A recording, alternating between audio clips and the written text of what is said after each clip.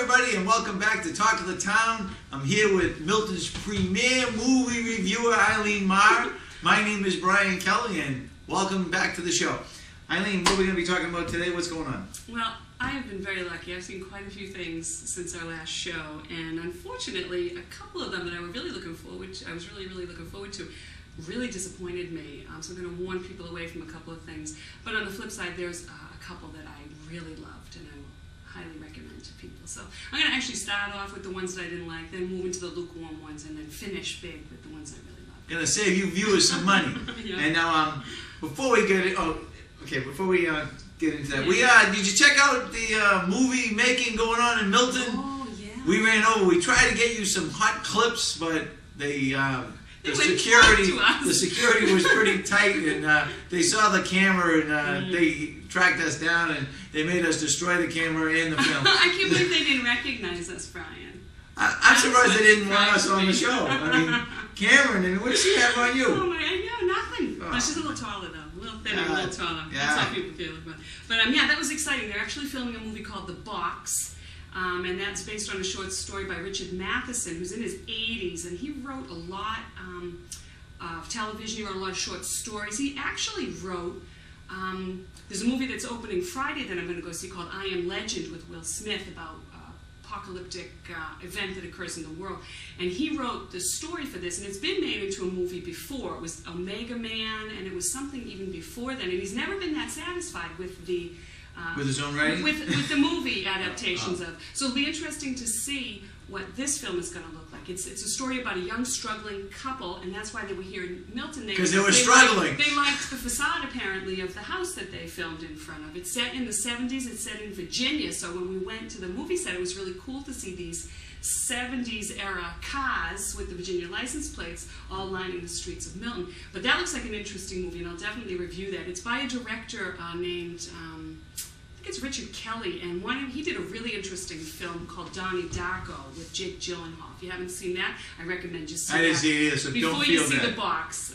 The premise of The Box is this couple that's apparently financially struggling finds a box on their doorstep, and when they push certain buttons, the box opens, and there's money inside. But what they don't realize at first is that every time they push a button, someone dies. So it should be interesting. Frank Langella is in it as well as Cameron Sounds like Diaz, the Twilight Zone. And James Marsden, who I'm going to actually be talking about today. He is the prince in Enchanted right now. Now, why don't you just tell people the ones you're going to review, so that if they are thinking of changing the channel and they might Good not. idea. I'm going to talk But they about, might. I'm going to talk about Fred Claus. I'm going to talk about Mr. Magorium's Wonder Emporium. I'm going to talk about Enchanted. I'm going to talk about American Gangster, Golden Compass, and No Country for Old Men. And if we have time, I'll get into it. I did see a couple of DVDs that I didn't review, but I can talk briefly. Well, don't, Everything Golden Compass you got near the end there. That's near the end. I know we could be cut off, though. You never know how I can interrupt you. Everything that I'm not going to like, I'm going to talk briefly about. Okay. All right, so let's roll. Let's roll. All right, the first movie is Fred Claus.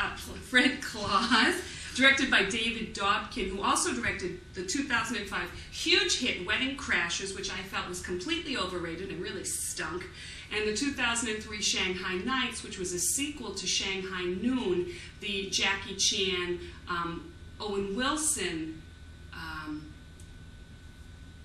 cowboy movie, which was great. The first one was great, the second one was terrible. So I should have, if I had just researched a bit before I went, I would have known. I haven't liked much of what this director's done. Anyway, Fred Claus... Something tells me you didn't like this film, by the way you started out as a review. I saw this film. I want you to know. Well, this will be interesting then. You see what you think about what I have to say. Fred Claus is the sorriest excuse for a family holiday film I've ever seen. Fred Claus is Santa's older estranged brother, and he's coming for a visit to the North Pole because he's deep in debt, and Santa will give him some money if Fred will work in the workshop. And Fred is played by Vince Vaughn, who I find very attractive, very charming, and absolutely horrible in this role. The film is a sorry state of affairs. The cast is made up of incredible people. You've got Paul Giamatti, and you might recognize him from Cinderella Man or Sideways or even Big Fat Liar. He's a wonderful actor, and I don't know who he owed that he had to play this horrible role in this horrible movie. He plays Santa as a sniveling, sorry excuse for the Santa of my dreams. Academy Award winner Kathy Bates, who you might know from Misery and many other things, She plays Santa's mom, Academy Award winner Kevin Spacey from American Beauty and The Usual Suspects. At least she didn't hobble Santa. No, I know, that's true. Plays a corporate lackey, and listen to his name, Mr. Northcutt, and he's been sent to shut Santa down. And of course, you know, as I said, Vince Vaughn from Dodgeball, which I did kind of like, and Wedding Crashers plays Fred. The film starts out well with a charming tale of Santa's birth. It ends nicely with a sweet, happy ending, but everything, and I do mean everything in between, is an affront to the senses and sensibilities. Any so-called family holiday film that mentions Santa's sex life should be banished from the screen. This film was a disgrace, and I'm sorry to say that my girls were with me, and they did not like it either. And you know, kids usually kind of will cut films a lot of slack. They didn't like it, I didn't like it, and I'm just shocked at the quality of actors that they had in the film, and the results. Oh, it was very, very disturbing to me. I don't want to see Santa's dysfunctional family. I don't want to think of Santa as some kind of corporate, as a corporation that is being ruled over by somebody that's going to come in and cut them. I thought it was just repulsive. Absolutely. And it's something that my kids and I had been really looking forward to. Thought it was going to be really Well, I didn't find it that repulsive. I went to it, and it was all right. I thought it dragged a little bit. It was long. Yeah, it did drag. But I'm not a movie reviewer, folks. I mean, I was just killing some time. So. Next is Mr. Magorium's Wonder Emporium, and this film is the directorial debut of 32-year-old Californian Zach Helm, who wrote one of my favorite films of 2006, the Will Ferrell, Emma Thompson dramedy Stranger Than Fiction that I reviewed and I highly recommend. Mr. Magorium's Wonder Emporium is the story of a magical, enchanted toy story in New York, and the characters that work there, including Mr. Magorium himself, played almost elfishly by the wonderful Dustin Hoffman. Molly Mahoney, the store's manager and classical pianist and composer, is played by the always wonderful Natalie Portman, and Eric Applebaum, the store's most frequent visitor, who's lonely and feels at home here among the bouncy balls, live-action stuffed animals, and books whose characters literally jump off the page as you read them. Jason Bateman is also in it, and I've mentioned him many times before from Arrested Development. And he's the store's newly hired accountant, and it is in convincing him that the store is really magic that Molly sees. She's always known that this is an incredibly special place, but now she really feels that it's her job to let him know how special it is too. And another movie I was really, really looking forward to, and I have to say it was beautiful to look at, and all the performances were fairly well done. My kids were bored after 15 minutes squirming in their seats at this one. The film is beautifully filmed, and I felt that the store was real. It felt almost real to me. The story's slow and plotting at times, and the girls I brought with me, ages 9 to 14, were not as impressed with the film as I was. I found Dustin Hoffman charming. They thought he was weird. I love Jason Bateman, and Natalie Portman is always good. It's a fairly sad tale with the demise of Mr. Magorium impending throughout the film, but I kind of liked the fact that he chose his own time and place and circumstances of death. We often shy away from death in this society, especially, and I found this theme refreshing. Not so my kids. They felt it was too sad and not at all what they expected. So, although I found some things about the film interesting and enchanting, they did not like it, so I'm not so sure. It's rated G, and there was absolutely nothing objectionable about it. I liked the way death was portrayed. I liked the visuals. It was beautiful. The toy store was a pleasure to just sit back and watch. But again, not what the kids or I had really expected. I thought it was going to be a lighthearted, fun holiday film, and it's not that. Do you think the challenge there with children is that they always want action? They want our lives. You know, their lives are so linked to television and digital games and everything. I'm not talking about your kids. No. I'm talking about kids in general. No, I know your right. kids. That's a great point. But that's a great point. I mean, so to make a movie that's directed towards children, you have to have something completely different than maybe the adult audience. I don't know. So. But I think that this was kind of different because the Toy Story was magical and it was enchanted and everything moved around and talked and just too slow. I don't know what the problem was. I really don't know what the problem was. And maybe because if you look at previews, if you look at how it's marketed, it really looked like it was just going to be a fun, upbeat type of film, and it's not. So being sad is part that maybe that made them not like it. And it wasn't devastatingly sad, but it really was the story of Mr. Magorium's picking his means of how, when, and where he's going to die. And that was a huge chunk of And it's hard to tell from the title. You would never know that, never in a million years. So anyway, all right, so I'm going to give that 1 thumb up. I liked it a lot more. That's 1 out of 2, folks. Yeah, 1 out of 2. And Fred Claus gets, of course, 2 thumbs down. Mr. Magorium, I'll give him 1 thumb up because I did get engrossed with the film, but it's certainly not a family fun time. It's not that at all. Okay. Next on the list is Enchanted. And Brian gave me free passes to see that. Remember last time you handed us me? And we ran out that night, and I had no problem getting me and all the girls in to see Enchanted. It's directed by 46-year-old seasoned Disney director Kevin Lima. He did the Goofy movie, 102 Dalmatians, and Tarzan. Enchanted tells the story of Giselle, a cartoon character who is pushed through a portal into the very real world of New York City as part of a plan to keep her away from Prince Edward, whom she has fallen in love with. Now, Amy Adams plays Giselle, and you might know her if you've ever seen the indie movie Junebug. That was her breakout role. And you know, I saw Junebug, but God love me, I can't remember all that much about it. So I think I liked it, but I don't remember. Anyway, Amy Adams plays Giselle, and she is enchanting as the fish out of water, at first confused by her current whereabouts, then reveling in the new friends and experiences she gains, knowing deep in her heart, absolutely positively, my prince, he's coming for me. I know he is. She's brilliant and a pleasure to watch in every scene, whether it's creating a lovely dress out of the living room curtains, or especially in a Sound of Music send-up. I was just going to say, sounds like the Sound of Music. A Sound of Music send-up that has her singing her way, accompanied by numerous animals and people through Central Park.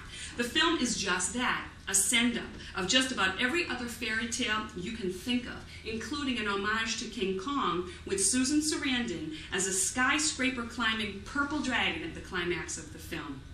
James Marsden, who was just in town filming The Box, plays Prince Edward dead on. He is adorable, hair flopping, and he's actually a really good singer. He sings his way through evildoers and is always looking out for his lady. Unfortunately, the only real dud in the film is McDreamy himself. Patrick Dempsey plays the widower Robert, who befriends Giselle and helps her navigate the maze that is New York City. Dempsey seems to stumble and drag his feet through every scene, and he is just not that believable in the role. His daughter in the film, however, newcomer Rachel Covey, is a blast to watch and is the real hidden gem in this story. I think you'll see her more. We uncover it all right here, I'm telling you folks. You know, I've been looking forward to this film for a long, long time, and although I enjoyed it just looked so much fun. The ads worked. They did. Those ads worked. It looked like so much fun. And though I enjoyed it for the most part, I believe that it could have been a much more cohesive and engaging film. It seems to jump around and never makes as much use as the fish out of water theme that it could have. This is not a hybrid cartoon real-life movie like Roger Rabbit, where you have the cartoons and the real people interacting. They're cartoons at the beginning, they're real people at the end. And the only interaction between like a fantasy figure and real people is at the end when Susan Sarandon becomes the dragon climbing the building. The dragon wasn't real? I feel like it was the reincarnation, or the incarnation of Susan Sarandon in this world. As I said, the two worlds only briefly intertwine at the climax, and I found that scene with the dragon kind of stupid and overdone. I was disappointed, and unfortunately, so were all my daughters. Again, it's a tough family of usually critics. A pretty easy crowd to please. Again, ages 9 to 14. Maybe they've seen too many movies, you know? No, that's not it, because we all agree on really good things. We all agree that Amy Adams and James Marsden were wonderful, just not the film. And I've talked to a lot of people who've seen this film, and most people kind of feel the way that I do, that it was cute and it was... And you know, probably one of the things that really bugged me about the film is Amy Adams... Why don't you tell the viewers at home? You know, she's really dressed so cute throughout the whole movie in her princess-style dresses and her cute dresses that she makes out of the curtains, and she's got kind of curly hair, and she's just beautiful to look at. And at the end, where she meets up with the real prince in the story, and I won't tell you who that is, you know, they sleek her all down. Her hair is all sleek. She's in a sleek, slinky dress, and I'm like, you know what? She was beautiful just the way she was. Why do we always tell curly-haired girls they need to straighten their hair? Why do straight-haired girls really think they have to curl their hair? She was beautiful the way she was, and that really bothered me. Just as a little aside, there is a cameo by Idina Menzel. And you'll know that name if you're a fan of the Broadway show Wicked. She played the lead character on Broadway when Wicked first came out. Now, is this a story where the princess doesn't get the prince or something. Well, I'm not going to spoil things. Is it something like the? Do you remember the story? It has a happy ending. Remember the story of the paper bag princess? No. See, it's a children's book, and it's a little different than. We don't always wind up with who we think we are going to wind up with. There you go. That's true. Did I tell you the story about how Tom and I met? Why don't you tell the folks how quick aside. her husband Tom and Eileen met? I was in lab, and it was genetics class at UMass, and I saw this really handsome, tall, dark, handsome stranger across the room, and it was the first day of lab. Tall, dark, handsome stranger. Yeah, across the room, and you had to pick a lab partner, so I was always rather bold, and I went right up to this guy, and I said, She's still bold, isn't she, folks? I said, gee, do you have a lab partner yet? And he said, yeah, this guy's my lab partner, and this guy wound up to be Tom. Many, many happy years later. So you didn't get to be his lab partner, though? No, he said, you can join the two of us. We'll all be lab partners together. A threesome? Yeah, it was wonderful. Oh, man. And that's how I met Tom. That's how we got to know each other. Yeah. In I genetics. have my eyes on somebody else. In Genetics. genetics. And since then, we've been putting all those genetic things to work. All these That's different right, you've been kids with testing different the eye formulas, colors and haven't you? different hair colors. Okay, now we're going to move on to some movies that I did like. Now, hey, folks, wasn't that nice? You know, you really bring the down-home, personal type. Yeah. You wouldn't hear that on You don't Fox hear that from 25. Roger Ebert, do you? No.